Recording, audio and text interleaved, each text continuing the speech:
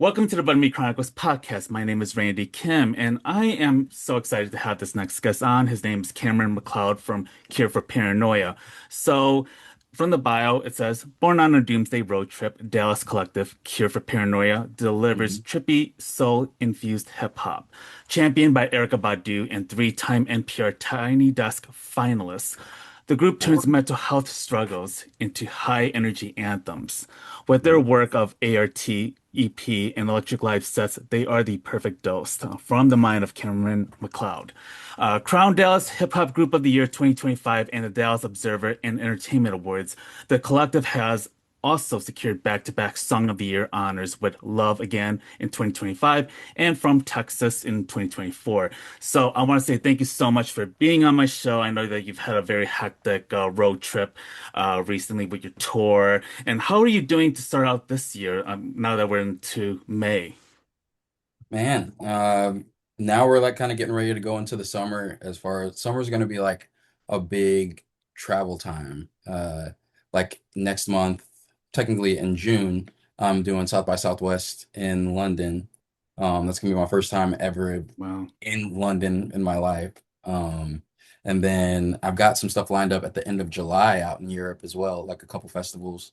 And then other than that, we've got like spot dates that we're doing throughout the summer. We are waiting to hear back from Tiny Desk. This is actually our this has been our fourth year being in the wow. finals. And I don't know. We're just gonna see if they're gonna keep playing with us or not because they said in their review of us recently about our submission, Bobby Carter said himself, he said they are the creme de la creme. And I'm like, if you can't win the Tiny Desk competition being the creme de la creme, what can you what can you do? What can you do? I was just gonna say because I mean not everything has to be a victorious, a victorious conquer of yours. Like if you don't win Tiny Desk, it's not the end of the world, I think, because I Hmm. mean you look at Jennifer Hudson, she didn't win American Idol, but yet she's an ego, the Right. Emmy, Grammy, Oscar, Tony Award winner. Yeah. And you look at like other successes that, were not even in second place and they were still able to thrive. But I'm curious about what drew you back to the NPR Tiny Desk competition? Because you have brought out some really great music through it, and I feel like I'm surprised that you didn't win. But what's drawing you back to that competition? I feel like I don't know. It's almost like it's like something to prove Hmm. in a way. Really, if I'm being honest, this year it was more so about the promotional aspect of it. I Hmm. feel like a big pop in our career was last year's Tiny Desk submission. And it's just like free promo. You know what I Hmm. mean? So it's just like, yeah, there's no reason not to do it. And I just felt like this year of any year was definitely it just made the most sense to do it with the following having grown in the way that it did. Hmm. It's like, why would we not? It's just as opportune for us to put out a Tiny Desk submission because it does get our name out there. There's a lot more followers that can like share and push the Hmm. Tiny Desk and things of that nature. Um, so yeah, it is interesting that you said that though because it's this is really the first year that we've submitted that like it really is like win or lose, we'll be Hmm. fine. It's always been that way, Hmm. obviously, like seeing where we're at now. But this is the first year that I've really went into it with that mindset that it's not like winning Tiny Desk is going to be what makes or breaks our career, you know? Hmm. Hmm. Yeah, because I was wondering if it feels like Michael Jordan trying to play against the Pistons, where he lost like three times before he got the fourth victory. You know, Ah, I'm a Chicago Bulls fan, so okay. yeah, I pay attention to my sports still, and Ah, like yeah, and I also thought about like maybe the Leonardo DiCaprio when it took him like several times to win an Oscar. So who yeah. knows? I mean, I guess the persistence does come up, but also I think what's great is that it gives you the attention because as an independent artist these days, it seems like it's such a massive struggle to fight through the algorithms with the curated playlists, Hmm. the less investment from record companies with music videos where, like these days, it just feels like that medium has been a challenge because it is very costly and it's not very incentivizing for artists to be able to put out meaningful music videos. But how, in a way, have you been able to try to navigate through this very different landscape in the way the digital world treats music and its artists? I think while we're talking about it, Tiny Desk just emailed me. Oh, They just want to do a Zoom tomorrow from 3 to 5. hmm. Okay. Well, I like to see what happens from that.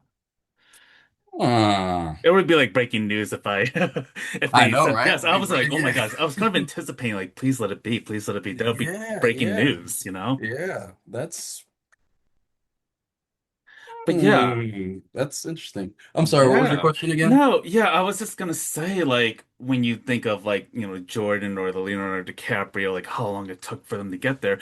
And you think about the independent music industry as a whole these days, like how the landscape of streaming and the way music video seems to be devalued because it's so costly and it's not as incentivizing for artists. Um, how do you like navigate through this very challenging culture where it feels like a real grind to try to make a sustainable living as an artist, and especially with touring where it is becoming more costly to do so, merchandise is up the roof, Hmm. and regular people can't afford ticket prices, and independent artists can't like really afford to stay in hotels like night in night out. So I'm curious to see what that looks like for you and your bandmates.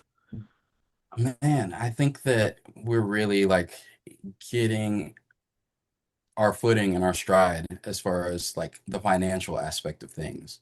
And I think it is because, I mean, last year really like it kind of all goes back to the Tiny Desk where it was like we were so convinced that like it had to be a full band performance every single time. Otherwise, there was just no way that we were going to like be successful. Like it Mhm. had to be a full band thing. But from doing like the daily verses and realizing that like the fandom can grow from just me rapping at a camera to realizing that we can tour with like just us three in situations like it has been amazing for the cost effectiveness of things to kind of like downsize a little bit as things are expanding. Um, so I mean, I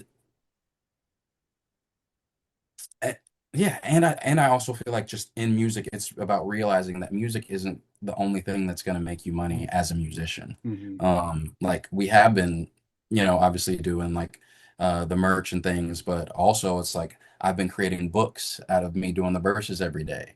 I've been giving people the opportunity to, donate and invest in the band as like I continue to do things. So I think it's really about realizing. I think as artists, we have an issue with uh seeming like we're asking for money or with seeming like we're not already rich. You know what I mean? Mhm. But it's like that's the whole point of doing this music. That's the whole point of doing it as a profession. Like and it's almost like a Shark Tank situation. You do need Mhm. crowdfunding. You do Mhm. need your support system to help you kind of get where you need to go. So yeah, I think it's about just not thinking that streams and shows alone are going to be what gets you financial success as a Mhm. musician. If that answers your question. Yeah, yeah. And also like when it I'm sorry, comes I'm like sitting here like a little I'm like they've ne hmm I'm excited about tomorrow. I hope so too. Yeah. In all of I will say this, in all of the 4 years that we've ever submitted, we've Hmm. made it to like finalist all 4 years. We never had them hit us Mm. up and be like, "Hey, we just want to do an interview real quick tomorrow to talk to you." Like we've never had to do like a Uh, Zoom interview with them this Knock far on wood. into it. Knock on wood. I hope it becomes their Michael Jordan 1991 era when he finally gets past the Whenever you said that, I Pistons, was like, you know. "Yeah, I'm gonna have to look into that so I can use Oh, that." So Michael Jordan Michael Jordan. had like for like 3 straight years, he lost to the Pistons in the playoffs, the bad boy Pistons. And it wasn't Uh-huh. until 1991 when he had to face them again. and they swept them. And then that was when Isaiah Thomas and the Pistons didn't want to shake their hands, and Mm, Jordan made sure that he wasn't going to get on the Isaiah wasn't going to get on the dream team because Jordan's petty that way. But Jordan was hmm. able to win the NBA championship that year against the Lakers, and that was his first After losing three championship. times. Yes, to the Pistons, where these days it feels like if you don't get it right the first time, you may not even get a second chance. Hmm. And I feel like the fact that he was given this many times, or even LeBron James, like against the Celtics a few Yeah. times, it's like how um do you have the opportunity to continue to pursue this, And I think that's a testament to your own tenacity and your own Yeah. belief in your art. And I think that's really powerful. And I think what it's doing, it's actually like opening up like a floodgate in some ways of like new audiences. And I wonder because you just went on tour recently in the US, and I know you went to Hmm. Chicago. So I was wondering about how that experience was like, working with the audience and, in your interactions with the crowd, and how does it feel as an artist on a day-to-day basis to, you know, travel from city to city, staying in a hotel or staying in your own van or what have you? Like, how has that been like, going through this period of trying to not only tour, but also to continue to promote yourself at the same time? Yeah. I mean, it's been really eye-opening for one. What we've been doing every time is for this last tour that we did, which was really our first tour outside of Texas, so it was us kind of getting our footing on things. We were getting Airbnbs everywhere that we were Mm, going instead of like doing hotels or whatever, because it was honestly cheaper to do it that way and more spacious and stuff like that. Um, I it made us realize some things that we need to like adjust and some things that we need to tweak on how we do things. Like um, the next time we tour, it is going to be a situation where it's like maybe it would be more advantageous to get a bus to go to different places instead of we were flying to all of these oh different wow. spots. Yeah, so it had just like that was like a learning curve for one. Um, but yeah, it's I think the most difficult part about it, honestly, is just the coming home aspect of it. Mm, Because it's like then you come into this kind of mentality where it's like, I don't know what to do with my hands. Like I'm just like here. You know what I mean? There's almost like a hangover that comes from mm, coming off a tour. And it's like going from be like coming from the mindset of like, okay, we need to wake up and we need to mm, be here at this time. When we get here, we need to make sure that we get dressed in time to go for load in, and then we need to make sure that we eat dinner. Otherwise, we're not going to have time to before the show. And we need mm, to blah, blah. Like it's going from like having somewhere to go all the time to now I've just mm, been home recently and like honestly have felt like I've all it's almost I felt lazy mm, in a way recently, even though it's like we're expanding the career and things are happening and things are going on. Like I've felt like with not being on the road, I've just felt like I'm not doing anything. You know mm, what I mm, mean? And I think it goes into like it's been my mission and my goal to tour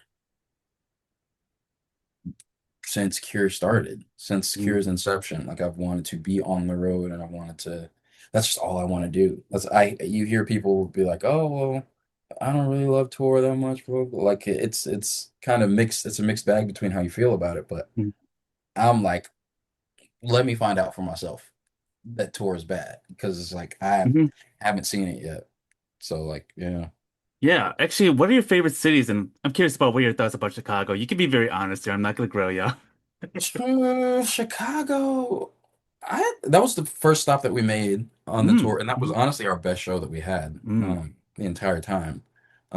But I don't know. Maybe I need to be there a little bit longer, yeah. but it's like because it's like it didn't give me that feeling that I get like anytime I go to New York, I'm Mm, like, this is where I need to be. This is where mm, I'm meant to be at, is here in the city. I didn't really get that from Chicago, but it's like I did love. Yeah, I did love it there, but it's like I didn't really get to mm. experience it. Yeah, because I think Chicago, in a way, it doesn't have like the kind of glamour, let's say, an LA does, or say the New York, where it's very on. And Mm-hmm. Chicago is more of a laid, I think to me, like I say it's more of a from a biased standpoint, but like we're more like we're more laid back, I would say, but also we're I think I've seen a lot of fans get very enthusiastic about the bands and the artists and they get really invested Yeah. into it, but there's nothing that's very, bells and whistles about Chicago Mm-hmm. in that sense, and I think we're just a very laid back kind of like, yeah, we're there to see a great show Mm-hmm. and it's like and I think it has like a roll up your sleeve, blue collar mentality that Chicago that a lot of people know Chicago for.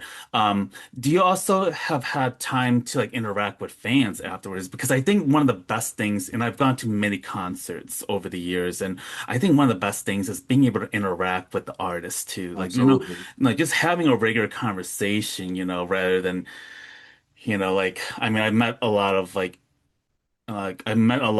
very various performers in the past, like in person, like Janet Jackson, Andre Mm-hmm. 3000, Brandy, and I was like, wow, this is so cool to like really see someone that I have listened to as a child to Mm-hmm. now. What does it feel like for you when you're engaging with the audience, before, during, and after show? Yeah, it's my favorite part. It's my favorite part of the show. Every single show that we had on tour, there was like an hour long like meet and greet after the Mhm, shows, of like just like getting to meet and talk to the fans and it yeah, it's especially like in the way that I do music and like mhm, how I like what I represent as far as just like being like completely authentic and like loving yourself and like showing up and putting yourself completely out there to do that, especially coming from a place where it's like I used to like fundamentally hate everything about myself, mm, to go from that to getting to be around all of these people that are like that see you and mhm, also just like connect with you and like to yeah, just to realize that it's like all the shit that you hit about yourself is stuff that inspires other people to be themselves, you mm, know? So mm, it's been it's such a humbling and affirming thing, and I'm just so grateful for that's why people in my band will be like, "You're so good at talking to people," but no, it's just mm, like I'm so grateful to be getting to talk to these people that resonate with mm, who I am and what I'm putting out there. You know what I mean? So it's like I will forever. I've even had my boyfriend being like, "You need to start mm. charging for meet and greets," but it's like I Yeah. don't even want to. You know what I mean? Like Mm, it just feels good to and it's so funny because in real life and like in my like day-to-day Sims character, I am like kind of like I'm not always the most confident when talking to people. mhm, In my opinion, I just like critique myself a lot as far as like my like interactions or whatever, but it's like I feel my most authentic self. I feel like on stage is the only time I'm not performing. I feel like mm, everywhere else is where I am performing. So it's like to yeah, just to get that reception for being yourself is beautiful and amazing. mhm. What did you hate most about being Cameron McCloud for such a long time? I mean, the gay of it all was pretty Mm, pressing, especially like coming from a background of wanting to be like a pastor and like mm, wanting to like and like growing up in the church and stuff. So it's like I was taught to hate that aspect of myself because I serve a, a God that hates me. You know what I mean? So there was that, and then there was also just like feeling awkward and feeling like unconfident, and also knowing at like in my subconscious that I wanted to be a musician. That's what I want. I wanted to be a musician. So like it realizing like all of these things that I had convinced myself were wrong with me and were going to prevent me from being able to be a musician. mm, Like even at an early age, like at 16, I thought I was having a midlife crisis. mm, And I remember asking my mom what a midlife crisis was. mm, But like to be on the other side of it at 32 years old mm, now, like past that, it's like going from like the I said in a interview yesterday that I was doing, I said it was interesting to go from at a younger age telling myself like I'm gonna be successful enough to be myself. I'm Hmm. gonna be so good at rapping that it doesn't even matter. All those things don't matter. You know what I mean? To now on the other side of it being like I'm so myself that I get to be successful. You know what I mean? Like the Hmm. more that I pour into myself, the more that I'm able to give out creatively and and on stage. So Yeah, no, I think that's very profound too, because like when you have to pressure yourself with perfectionism, like I have to be above and beyond. I got to be the greatest at what I do in order to get mhm, any kind of respect or to be able to like minimize like the whatever faults, weaknesses that I mhm, have to gain the acceptance and to be taken seriously. And then really to really unlearn that, to unpack that and be like, no, I don't necessarily have to be perfect. yeah, Need to be I need to be in love with myself in order for me to feel like I can give a lot more and that I can thrive and I can create great work that I'm proud of. And yeah. I wonder about like the hip hop landscape or like in black music because especially as a queer black man, I like there weren't very many. I mean, I think of Lil Nas X like the last several years, and how he Hmm. broke through. There was Frank Ocean, and then you had Doechii more recently. And Hmm. like, how did you try to work through a landscape that didn't seem to be particularly welcoming to queer and to LGBTQ folks? But making sure that I'm better than them Mhm. creatively, make as a musician by making sure I'm perfecting my art to a point where it's like it's undeniable. That's Mhm. what I'm going for. I'm going for undeniability. And I think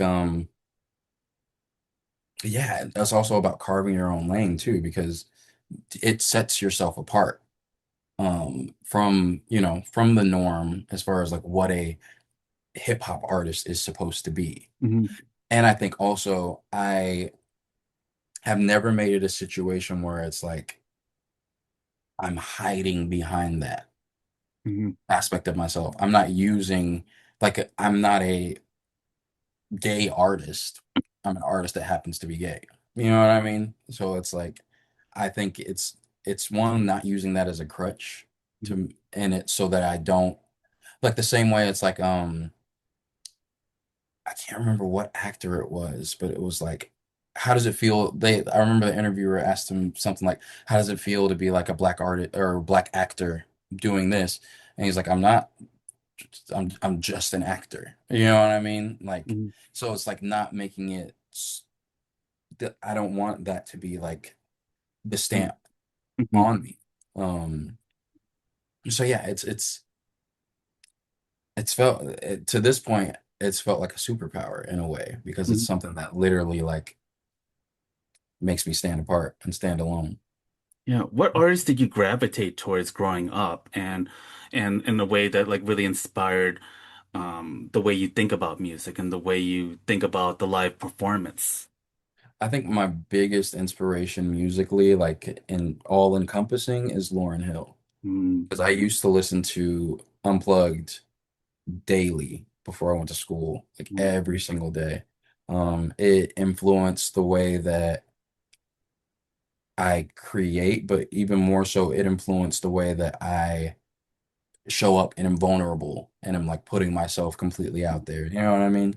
Um, It's why it's influenced the way that I perform. It's influenced the way that I speak in between songs. It's influenced the way I write songs and what I write about. Like that's definitely been like the biggest inspiration for me as far as like, yeah, as far as like creatively.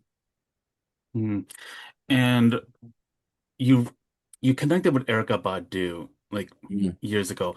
What was what was the what was the setup in a way? Like, how did that all come about? Like, because I know Erica Badu's from Dallas, Mhm. and I'm curious to know like. what was your feelings about her before you connected with her? Was her music also a big part of your own upbringing as well? Yeah. What's crazy is it wasn't. It really wasn't. And like I didn't really like get into Erica like that until after I heard in 2015 uh Donnie Trumpet had put out like a compilation album with Chance the Rapper. And it had everybody on it. Like Busta Rhymes was on it. Hmm. But I can't even remember all of them. It was like the Migos were on it or something. It was just like such a wide spectrum of different artists that were all on this thing. And I remember, I'll never forget, there was like one day where I was like at my homie's house, because I was like essentially homeless at the time. I just lived with him. And I remember I'm sitting on the porch. It was like raining. And I had like the doors open. And it was in a time when I was just really, really lost and not knowing what I knew I wanted to make music work, but not knowing how I was going to make it work. And just, yeah, just really like trying to find my path. And as I'm listening through to the project, uh, as the rain starts pouring like really heavy, the song Rememory from that project comes on and it's featuring Erica. And like her verse is like her consoling chants about his uneasiness and about his yeah, confusion on where he's at in his career and stuff like that. But I just remember like hearing those words and it was as if she was speaking to me about like where I was at and what my situation was. So I remember from there I started in 2015 is when I really started to do like a dive into her music. And yeah, and there were like a few songs that really resonated with me. And then fast forward to there was an event for Straight Out of Compton. It had just come came out, and I'm not, as you know, DOC is from Dallas. So DOC was at the Bomb Factory, and they were speaking about Straight Out of Compton. It was like a whole event for it, and Badu was there also speaking. And I remember me and my friend Stan were playing a show out in Tyler, Texas, and we realized, like I saw on my phone that she was there at Bomb Factory. So we like drove 100 from Tyler to get to Dallas, like on time to see this. Snuck into the Bomb Factory, and like we walk in, and Badu's on stage whenever we walk in speaking. And I remember when I walked in, what she said to the audience, she was like, and remember, she said, write it down because spelling is a spell. So like whatever it is that you want to do, just write it out. And I like took that into like, that's what I'll do with my music. Like whatever I want myself to be and who I want to be in life, I'll just write it out in music. So long story short, I end up sneaking backstage. Because I just always used to do that. I liked to, I was like, if I like am back there in that room, then it's like it makes me feel like I'm progressing in my career and it makes me Hmm. feel Hmm. like you Totally. know, I'm not even a fake it till you make it type of thing, but it's like, of course I'm supposed to be here. You know what I Yeah. mean? Like Hmm. just showing up in spaces that I put myself in rooms Hmm. before I was in those rooms because I knew I was supposed to be in those rooms. You know what I Hmm. mean? Hmm. So I'm backstage and Badu and her like posse is walking towards me and uh I end up like spitting a verse to her. And I got a friend of mine was filming whenever I rapped to her. I got the footage from him, gave it to my homegirl that worked at this magazine out here, and I told her to post the video and say some kid raps to Erica Badu. Like, don't put my name on it, just say some kid raps to Badu. Because I knew if I just posted it myself, it might get a little bit of stuff or whatever, but Hmm. if you're hearing it secondhand from someone else, then you're more likely to like, oh snap, like to interact with it. You know what I mean? So then there's like comments flooding in, being like, oh, that's Cameron, that's blah blah blah. Like, you know what I mean? It goes semi-viral, and Badu ends up sending like her right-hand man, Cold Chris, to one of our shows and like has him FaceTime her. so she can like see the show. And then that next night, Cole Chris calls me and he's like, "Yo, E wants you to perform at her birthday party." So I end up back at the Bomb Factory where I snuck in the first place, where I snuck backstage in the first place. I end up back at the Bomb Factory performing for thousands of people for the first time in my life. And yeah, that's like that was like the kind of like rocket that set our career off here in Mm. Dallas. Wow. And and does Erica like come in and just get in touch with you still, or does she still kind of follow your career and give you advice or? She just I know like she sees what's happening. She Hmm. sees everything, and I say that like she's God. She doesn't see everything, but I Hmm. know that she sees like the trajectory and the career, and like I'm connected with every member of her band. Um, and like yeah, like we've uh like been in the same rooms like a few times since like recently I was in a play with her sister. And like I saw Erica there. But it's not a situation where I'm hitting her up and I'm like, hey, will you put a feature on the song or anything like that? It's like I want to get to a point where it's like where she comes to me because that's when I'll know it's like that's when I'll know that Hmm. I've made it whenever she's reaching out to me for something. Yeah. And you also worked as a preschool teacher on top of it. Hmm. Like, like, I'm very curious about like how does that in a way, like working with kids, impact your work as an artist? Like what you're witnessing from kids, but also from parents and what they're absorbing, especially now that they're learning how to do iPads, which is still Mm, mind blowing to me. yeah. I barely know how to use my phone sometimes. Um, so I'm curious about what you've been observing and how, in a way, that kind of reflects the art that you do and that you create. I think it's made me be a lot more simplistic with what I do. Um, because like we're all kids at the end of the day, and we all kind of like music hits us all in the same type of way, and we connect to music in the same type of way. Um, it's really made me I don't for lack of better words like dumb down my approach to doing music in a way that's like what am I it's made me stop rapping for rapper's sake and start rapping to the audience and be like, what can like, being a lot more intentional with what I say and with what the songs are about and what people can take from the songs and the way that people can connect with the songs. Um, so yeah, it's been I think it's completely like changed the way that I perform and write and that I interact with the world and like it's changed like empathy for me in a weird Mhm. way because I'm just like it, yeah, yeah. Mhm. It's been one of the pivotal like factors in my life that has kind of changed how I am as an artist. And you have shared about being open about your own mental health journey. And this is something that I also resonate with too, because I've had my own mental health struggles in recent Hmm. years. And I wonder about like how has being an artist helped you to kind of better understand your own mental health journey? What ways do you uh look to take care of yourself or to disrupt harmful narratives that you used to believe or that you would constantly believe about yourself?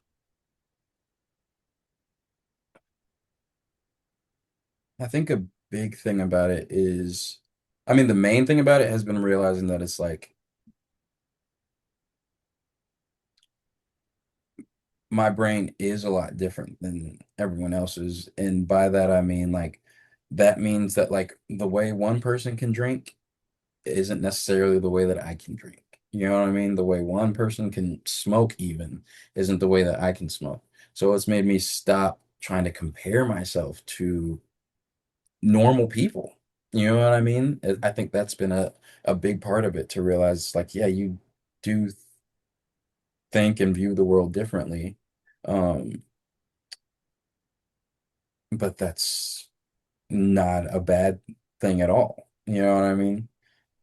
And I think it's also like um made me stop leaning on it so much as like as an excuse, as far as like well, this is just how I am. You know what I mean? Like there it it makes you realize how much what you put into your body affects your body, and not even just like food wise. It's like what I'm ingesting musically, what type of podcast am I listening to, what type of music am I listening to, what type of mental state am I subjecting myself to, what am I scrolling through? You know what I mean? Like Hmm. it's made me realize just like everything is at the center of everything, like having your like emotional health and mental health is like more important than anything else in the world, and it'll put you like so much further ahead of other creatives and people in the same kind of like space as you. Yeah, because I think like it's so easy for me to doom scroll and get absorbed with so much information before 9 a.m. hits, and you're like, oh Hmm. wow, there's like a lot of information that I just learned about what happened in, that there's a shooting, or that Hmm. President Trump is doing this, Yeah. or that ICE is coming to Chicago, and like, and you're just like, okay, I haven't had my coffee yet, and I'm just like, what do you do with that? And also as someone who creates too, like content, and I always think about like the idea of touching grass, as the kids will say, like I have to spend a few hours outside, just Yes. completely in quiet and solitude. And Hmm. also the idea of like, okay, let me hang out with a friend, or let me just even call a friend, or I'll just lay on my bed and just have my AirPod on and just like look at the wall and just not even look at my screen, and just like Hmm. have a conversation, be present. And Yeah. do you find yourself having to kind of remind yourself that, especially as an artist, that, you work sometimes you work in routines, like when you go on a tour, or very unpredictable routines, like you might have this interview coming up, or that you have to fly out to this city to do this collaboration, or Hmm. yeah, like how do you try to um you know try to balance the chaos that you see around the world, but also in your own work, and trying to make sure that you stay grounded? Mm, video games, honestly. I got my video game on in the background right now. Ah, what video I game are you playing? Yote, Ghost of Mhm. it's what this was called, right? Ghost, yeah, Ghost of Yote. Oh, okay, I'm not a video game player because I can't, like I'm an outdoor person, so like I can't Hmm. allow myself. And plus, I'm also very competitive too, and I hate losing, and it really Hmm. messes with me. So it's not good for my own mental health. That's so fun. Yeah, For me, so it's like it gives it in a way it it's like vegan productivity for me. mm, Like, mm, if I'm like feeling like say I'm writing or I'm working on something and I get to a block and I'm feeling like man, I just can't like kind of figure out what to do, or if I feel like stuck in a situation, I'm just like, I don't necessarily know what to do. I can go play this like art role-playing game and level up in that, and it feels like I'm like being productive. You know what I mm, mean? mm, And all things in moderation, obviously. But I mean, I'll say like video games are a big thing, and then also another big thing for me to like reset and get grounded is, I mean, like you said, touching grass. Like I'll go outside and go for a walk, or I'll go up to the gym. Um, Cooking is very great for me as well. Like, um, cooking is a very like spiritual thing for me. mm, Um, in a way, because it's just like it's not even so much spiritual, but it is just like the ultimate form of like self-love, mm, especially when it's like you're preparing something that's like is going to be like good for on the better side of mm. things for you and like for your mental state and stuff. Like I'm excited to cook right now. And also for other people too. I think that there's like no better love than having food that's made by the person that loves you. And so I Yeah. think that there's something that's so cathartic, and so appreciative about that. And um I'm curious about this current EP that you have been promoting. I would Mhm. love to know about the acronym of ART, art, Mhm. and also like what, brought you to that name and the creation of this project. So the acronym is essentially the answer to what is the cure for paranoia. And it's ART, a reality in transparency. Mm, It's about just realizing like I don't have anything to be paranoid about if I'm just putting everything out there. Anyway, it's like what can you say about me? You know what I mean? mhm, What can you Yeah, it's like I'm not paranoid about, you know, what people think about me or what people can say because like I already said it. I already put everything out there. You know what I mean? And I think that like it's about work of art is about being so unapologetically yourself that inspires other people to be themselves as well. You know what I mean? I think that's why I resonated with Erica so much because it's like I don't look at her and like be like, oh, I want to be the next Badu. I look at her and I'm like, I want to be the first Cam. You know what I mean? So that's yeah, it's kind of like mhm. the work of art. How would you describe the music that you were putting together? Because I know that there's like the psychedelic rock to it. There's also like the hip hop infused trip hop. I'm curious about what that looks like to you. Like what inspires you with that sound? What does it create for you when you start experimenting? I really want it to be like a range. I wanted the projects to be like a range of emotions as you go through it. You know what I mean? Like you're dealing with confidence in yourself. Like when you go to like work of art, you're going with like the kind of like mania and like the like kind of like crazy feeling with no brainer. You're dealing with loss and like an origin story. You know what I mean? I just wanted to like kind of like go through the spectrum of um like thought that goes into being a creative and being an artist and like I didn't which is why I also don't like the idea of boxes. I don't like the idea of being like Cure for Paranoia is a this band. This album is a this album. You know what I mean? I want Hmm. it to be like something for every occasion and every situation and for everyone. You know what I mean? Yeah, because I think it's so important to think about like how the way our world works sometimes, especially the way the record companies and radio for years, like this black music needs to be this way, Latin music needs to be this way. Beyonce should not be doing country music, even though country was started by black people. So it's Hmm. kind of like very interesting to see how, I mean, I think of Prince is a great example. Like he was not bound to a genre in a sense. Like he was very much like, look, this is my art. This is what I'm feeling. I'm just gonna Hmm. create, create, create. I don't feel like I'm trying to do it on the record label's term. I want to do it on my terms and the sound that I want to have. Um, Hmm. I wonder about like I think with this generation and with the TikTok culture, it feels like like like I don't know. I think that that we have like a short attention span to what goes Oh yeah. on because it's Hmm. like we can't like the days of like waiting for the radio to play your song has been long over years ago. Hmm. Now it's more like if you catch it on TikTok, if you catch it on Instagram Reels, if you catch it on YouTube Shorts, it's like, oh wait, I have to go back to that song. I didn't hear this. And it feels like the first 5 seconds, especially with the algorithms, like it Because feels that's like when you have to you gotta hook them by that you got time. to Yeah. hook them by up. I mean, with captioning and Hmm. your narration and everything, I feel like, wow, does that also factor in when you're like creating music too? It's like, okay, how can I get people's attention in a very short attention span A hundred world that we percent. live in? Yeah. It even with the daily verses, it like made me kind of like do a trial and error of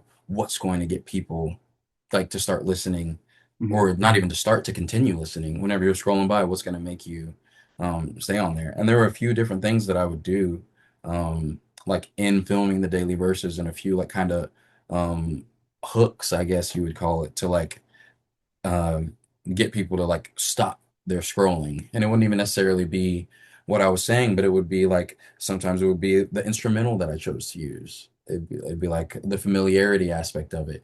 It would be the way that I chose to like enter the frame in the first place, or stuff like that. I don't want to give people too much game, but like there was definitely a lot of trying to like game the system because Hmm. that's all it is. That's what it is. Yeah, because I feel like the playbook for algorithms have changed already this year. And as someone who content creates, like I have to like, okay, likes and follows is not as relevant as say saves and comments now. So it's like, oh, okay. Now I have to rethink about how I engage with people. And I hate to Hmm. feel like I'm trying to go towards that because like I like to be very free spirited and be like, look, I don't need algorithms, blah, blah, blah.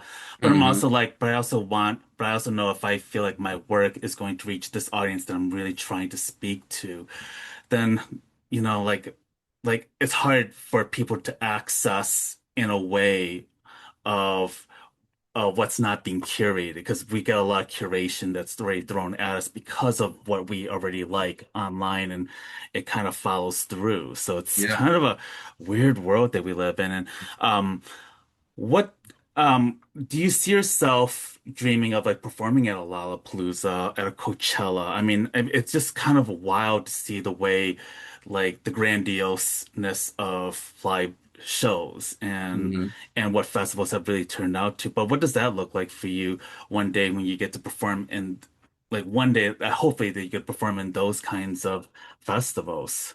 We will. And also it like before I came here for this, I just left a rehearsal where I'm performing with a ballet, where they like choreographed movement throughout the entirety of work of art.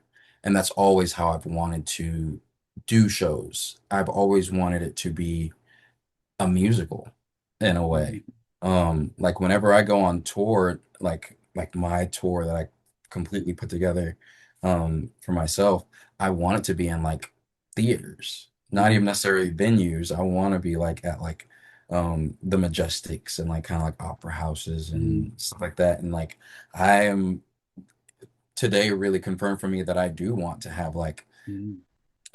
like ballets, you know what I mean, like ballerinas on stage with me, like whenever I'm performing Wow. and stuff like that, because I really want to emulate the art of performing. So whenever we do things like Lollapalooza and um, stuff like that, we're doing ACL this year. Like whenever we do Mhm. stuff like that, like I do want it to be a situation where it's like there is a full thing going on stage. You know what I mean? I I just like the idea of just giving people in all facets of what I do. I like the idea of giving people something different than they're used to. Mhm. Yeah. Yeah. Yeah, I feel like you're going to prove Timothy Chalamet wrong, because I know that he was talking Look. about how ballet, he's like, "Oh, Hmm. ballet's dead." And I'm like, Yeah. It's says like who? Says who? right. Yeah. Yeah. And I think that's great to go into places that really hasn't been touched or that hasn't been accessed to other demographics and also for Hmm. younger people especially because you know like there's other arts that we still really need to lift up but that have been around for hundreds of years. Yeah. How do we make sure that that is still a reminder of that foundation? So I can't wait to see how that is going to look too. Yeah. I think that's just very fascinating and also in a way like a continued experimentation, continued ways of collaborating with music. And I'm curious, like when you go to Europe, like what are you looking forward to from Europe, or what is your anticipation going into it? Because obviously this is a likely a very different crowd, versus the Hmm. US. So I'm curious to know what thoughts you have, or how have fans from Europe or from other parts of the continents, like in Asia, South America, Hmm. elsewhere, how have they been interacting with your music? What are you noticing from interacting with fans there? I remember like in our first Tiny Desk submission that we put out, a lot of the uh like shares and responses were coming from like Italy and stuff like that. Were coming from like overseas. I think I'm a little nervous to see like what the response is going to be like in London because I know that they've kind of got like more of a um they got like the drill thing going on, Mm. which is like shout out to them. But it's like I'm not that. And I am interested to see, especially like being here and being something like being in America and being something different than Americans are used to. Um, and like the typical standard of what hip hop is one thing. Going to another country where it's like this is what I get from America. This is what I'm supposed to get. When they think of an American artist or whatever, it's like, or an American hip hop artist, they have like a certain thing in their mind. So yeah, I'm interested to see what the response is when I kind of like flip that on its head a little bit. Do you see yourself doing more experimenting different kinds of music videos? Because I know when you put out the music video for your last year's NPR Tiny Desk, I was blown away by it. I was like, wow, this is the kind of medium that I miss because I'm a late millennial. Hmm. I'm an old millennial. Like I'm 42 years old. Hate to age myself, but here I am. But like I grew up in the era where the anticipation of a new For music music video. videos and visuals, like yeah, Yes, it was. yeah. Like I remember waiting for the new Madonna video or the new Janet Jackson video and how much Mm, anticipation was built up, behind the music where you kind of see the behind the scenes of how they create the videos and then hmm. to say um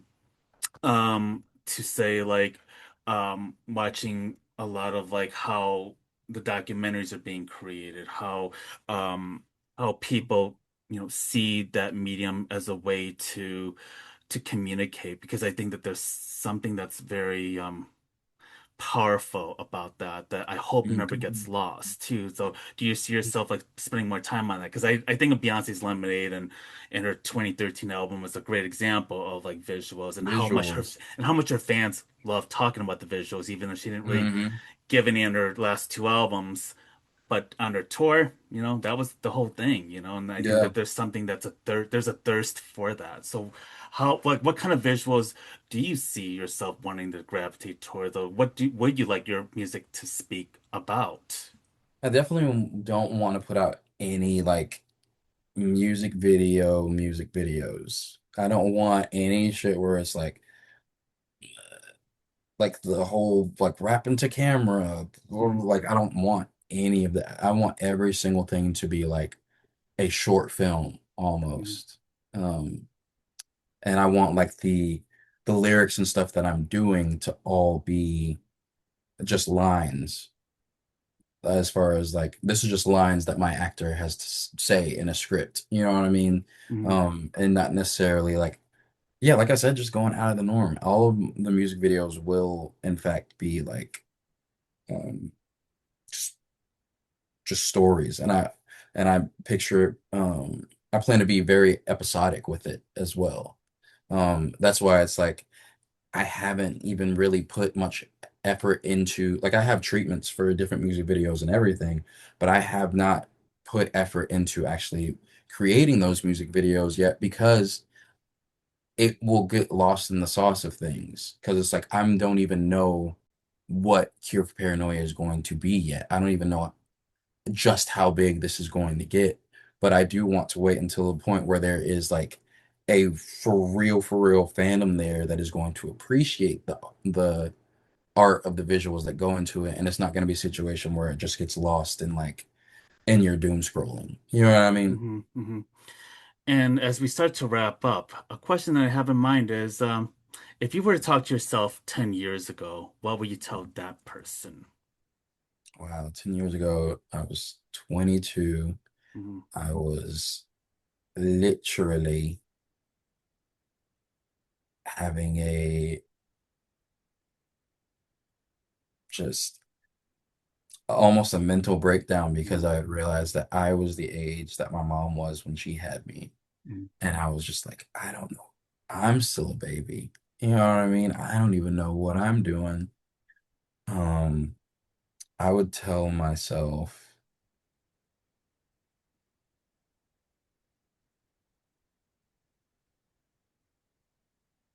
uh,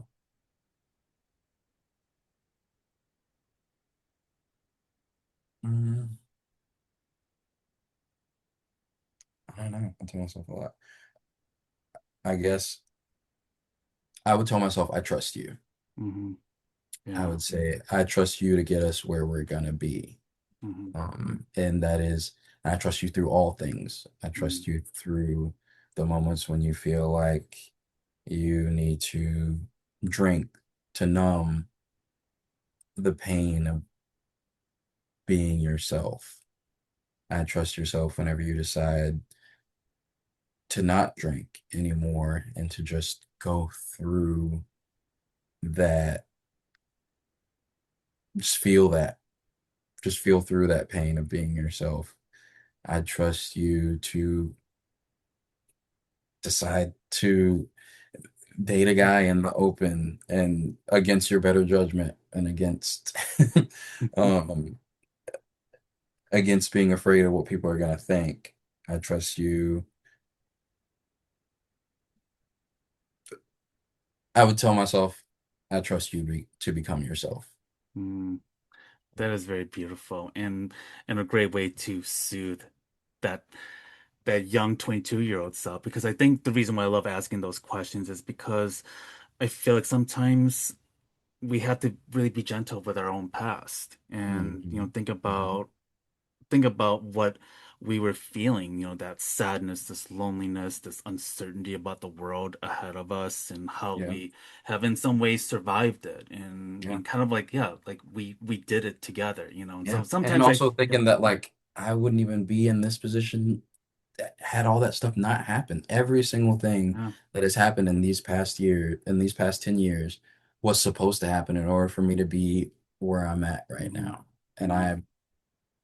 yeah, Yeah. I'm very happy with where I'm at right now. Yeah. And what are you looking forward to doing besides obviously continuing the tour in Europe? But what else are you looking forward to? What are you most happy about so far? Like that you're eager to work on besides obviously the collaborations and Mhm. thinking about the theater route. Yeah, I'm looking forward to writing a book about all this for one. I'm very Mm, much looking forward to that. I'm looking forward to being able to do like TED Talks, honestly. I'm mm, looking forward to being able to inspire other people that are going through the same thing. There's so many other like 16-year-olds and 22-year-olds who just also feel like they aren't supposed to like themselves because of the weight that society puts on them and who they should be. And I'm so excited for the badasses that are going to be created from all of the trauma that I had to live through. You know what I mm, mean? Um, yeah, I'm excited about bringing change to this genre and this industry and what people think uh hip hop should be. mm. I'm excited to be that bitch. I love it. And, I just want to say thank you so much for being on my show. I hope that Absolutely. people get to listen to your new EP. Check out Cure for Paranoia on Instagram. Yeah. And also you have your own personal Instagram as well, Cameron McCloud as well. Cure for Or is this Cure for Paranoia. Paranoia? Instagram Okay. is me. Gotcha, gotcha. Yeah, and I hope people get to follow your work, and I really hope that you do finally get that NPR Tiny Desk spot. Pistons, baby. Pistons, baby. Yes, This is the yes, one. this This is is gonna be your Bose. This is gonna be your Michael Jordan moment. So let's make yeah, that happen. So, yeah, yeah, but absolutely. all the best to you, my friend, and yeah, I am looking forward to following your work. Right on, man. And I'm looking next time we're out in Chicago, you gotta come through. Just hit up somebody and we'll put you on the list. Absolutely.